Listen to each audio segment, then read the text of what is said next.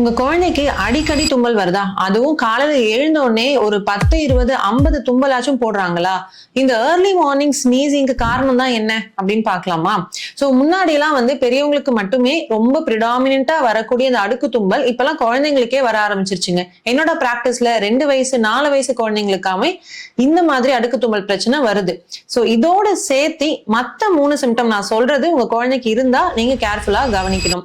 First, குழந்தைக்கு இந்த தும்மலோட சேர்ந்து நீர் மாதிரி வடிஞ்சுக்கிட்டே இருக்கும். இது நம்ம சாதாரண சளி தான் பிடிக்குது, குழந்தை ஸ்கூலுக்கு போறா அதனால சளி பிடிக்குதுன்னு நினைச்சிட்டு இருப்போம். பட் நம்ம கொடுக்குற மருந்துகள்னால இது சரி ஆகல அப்படின்னா அது முக்கியமான ஒரு அறிகுறி. ரெண்டாவது, எப்பவுமே மூக்கு அடைச்சிட்டே இருக்கும். குழந்தை தூங்கும் போது ஒரு கரகரன்னு சவுண்ட் வரும். அண்ட் குழந்தைங்க சில குழந்தைங்க நைட் தூங்கும் போது அந்த கொரட்டை சவுண்ட் கூட வரலாம்.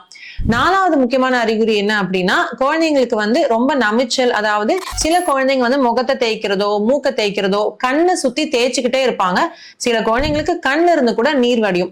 இந்த மாதிரி அறிகுறிகள் இருந்ததுன்னா டெஃபினெட்லி இது அலர்ஜிக்கான முக்கியமான ஒரு விஷயம் தான். சோ இது ரொம்ப டிலே பண்ணாம நீங்களாவே cold medicine and cough medicines கொடுத்து அலட்சியப்படுத்தாம உங்க பீடியாட்ரிஷியனை உடனடியா பாருங்க.